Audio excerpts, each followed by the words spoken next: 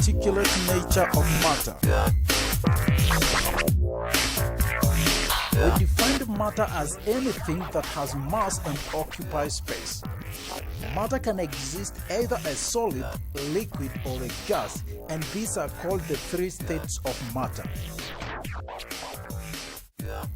For a very long time, people thought that matter was something continuous, meaning that it is one smooth and broken thing.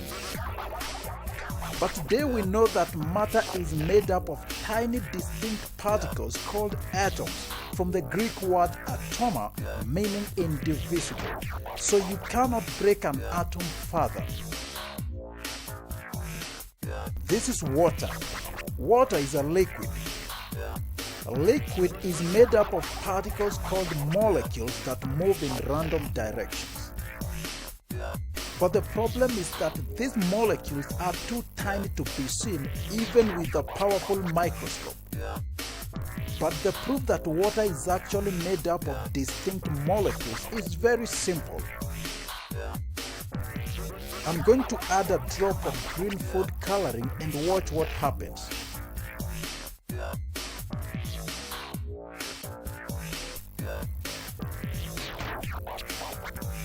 I will now put you into time lapse so that it doesn't become boring.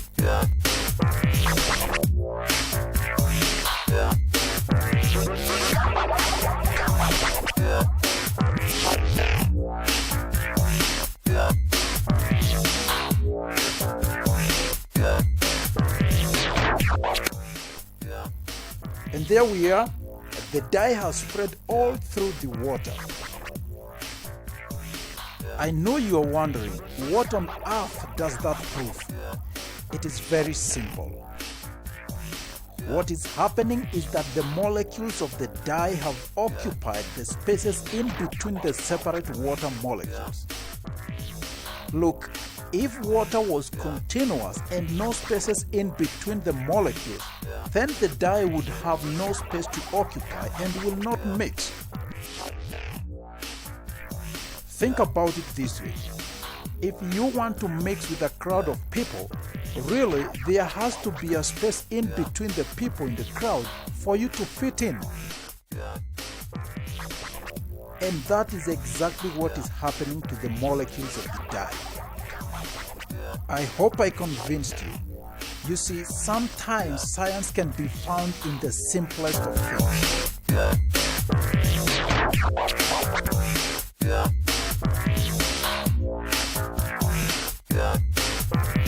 The other idea of the particulate nature of matter is that particles are in a continuous random motion. They are not static. As they move, they collide with each other. It is the collision of the molecules of the dye and those of water that allows the dye molecules to spread on and occupy the spaces ahead. This random movement of molecules was first observed nearly 200 years ago using pollen grains produced by flowers. A botanist, Robert Brown, was carrying out his studies on pollen grains. He crushed the pollen grains and suspended them on water. But Brown was very annoyed because the pollen grains continuously jetted around, giving him a very hard time.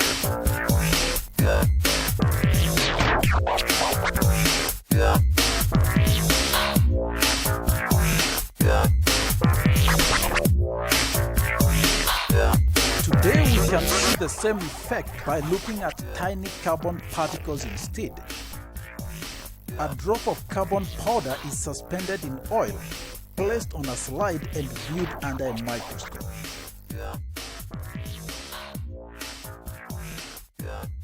The carbon is seen as dancing around.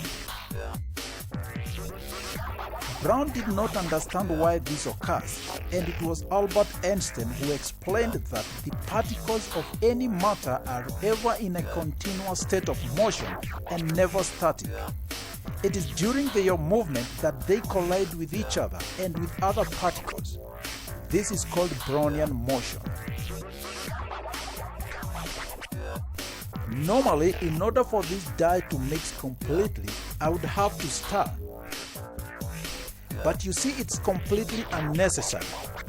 Brownian motion causes the molecules to collide and move in all directions.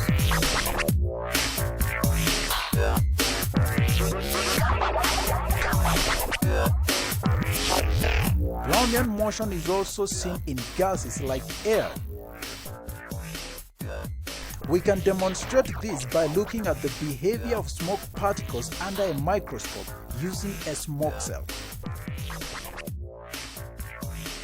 Smoke from a straw is injected into a small container.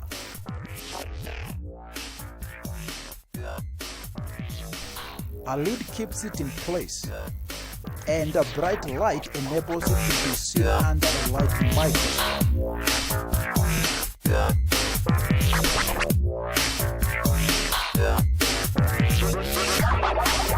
It appears like tiny jittering points of light.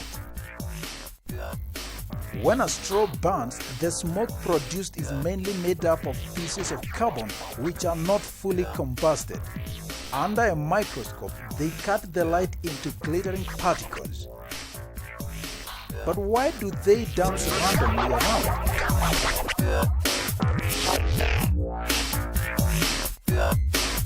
The movement of smoke is caused by collision with the invisible air particles. As the air particles move about, they knock the smoke particles in all directions. Particles in a gas move randomly and quickly. All these experiments sum up to what we call the kinetic theory of matter. The kinetic theory of matter states that matter is made up of distinct tiny particles which are in a continuous random motion. The motion of these particles varies depending on the state of matter, whether it is a solid, liquid, or gas. If you consider water, in the iceberg, water is solid, in the sea, it's liquid, and in the surrounding air, it's a gas. Solid, liquid, and gas are the three states of matter. Solids have definite shapes and volumes. In solids, the particles are in a fixed framework. They are held close together by strong cohesive forces, and they vibrate within these fixed positions. When heat is supplied, the cohesive forces begin to weaken and the kinetic energy of particles increases, causing them to vibrate more vigorously. At a particular temperature which is specific for a particular solid, the particles have enough kinetic energy and overcome the forces of attraction, setting them free, and the solid melts into a liquid. This is the melting point. Liquids have definite volume but no definite shape. They assume the shape of the container in which they are put.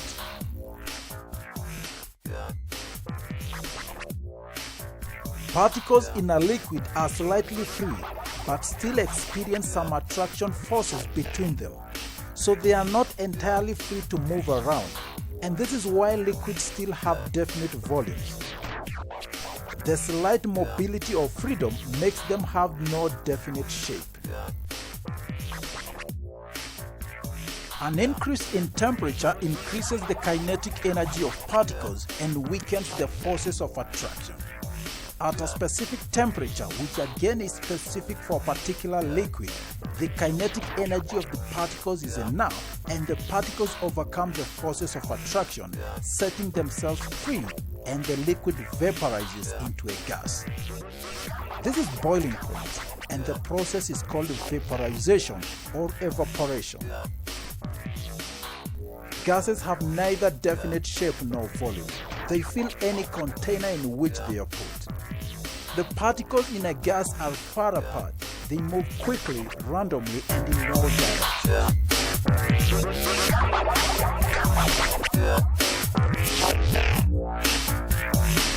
Now the reverse processes take place upon cooling. When temperature is lowered, gas molecules lose their kinetic energy. Forces of attraction build up until the gas condenses into a liquid. Further cooling results into the liquids freezing back to solid. Notice that melting and freezing occur at the same temperature. Evaporation and condensation occur at the same temperature. Certain substances transit directly from solids to gases, bypassing the liquid phase. This is called sublimation and is seen in iodine crystals.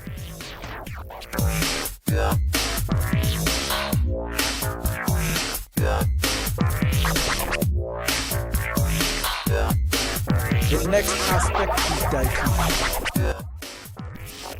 If someone lit a cigarette at one corner of a room, the not-so-good smell is eventually felt all over the room.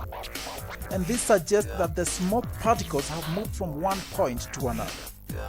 Understand that the smoke is highly concentrated near the cigarette compared to other parts of the room where initially there is no smoke at all. The smoke therefore spreads from a region of high concentration to a region of low concentration.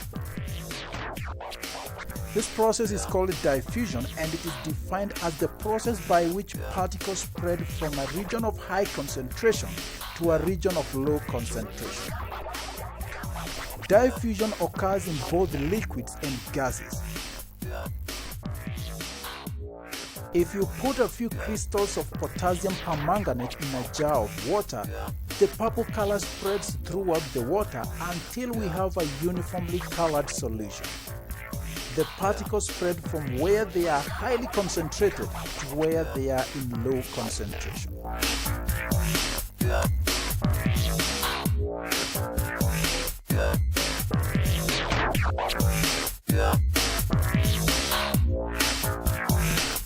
Diffusion in gases. Now, diffusion in gases is faster because the particles move faster and randomly compared to liquids.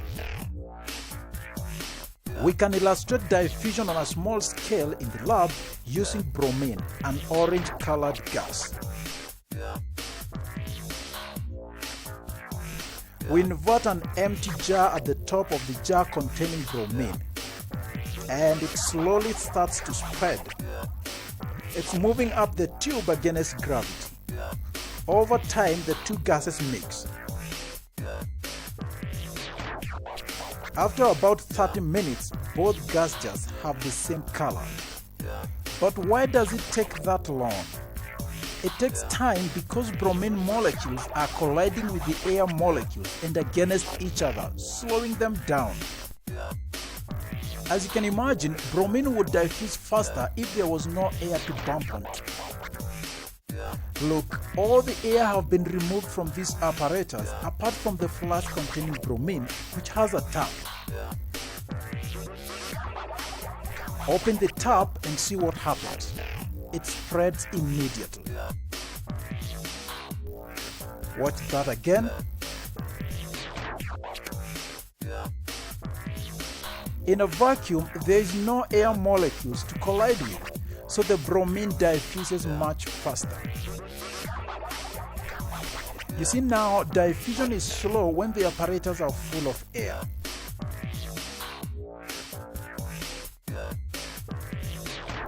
Good. Let's look at the rate of diffusion. What factors affect the rate of diffusion? Observe that these two containers have equal volumes of water, but the beaker on the right has hot water. I want to add drops of dye simultaneously and see which one diffuses faster. Alright? Here I go. Whoa, I didn't think that was simultaneous, but it's going to work anyway. You see, in no time at all, the dye in the hot water has spread almost completely while the other is still struggling, even though the drop of dye appeared to have been a few seconds late. So diffusion is faster at higher temperature. Of course, because the particles have higher kinetic energy and therefore move faster.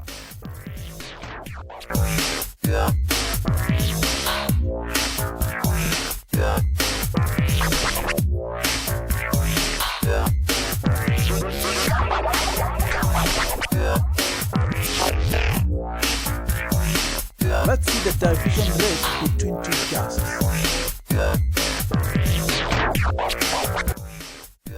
Nitrogen dioxide on the left is similar in color to bromine gas, but the bromine molecules are much heavier. The lighter nitrogen oxide diffuses rapidly.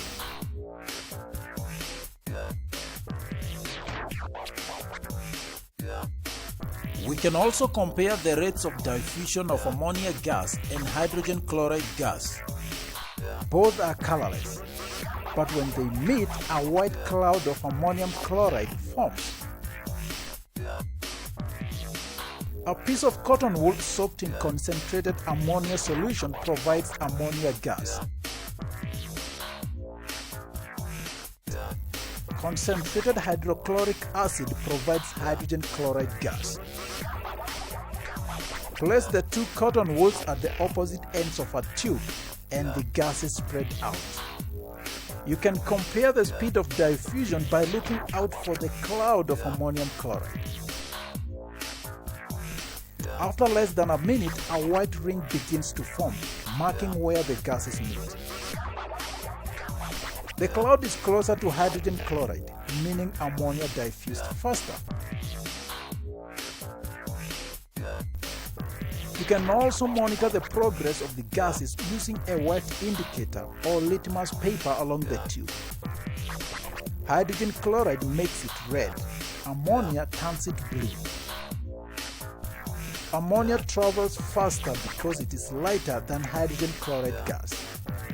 So the rate of diffusion is also influenced by the weight of the diffusing gases.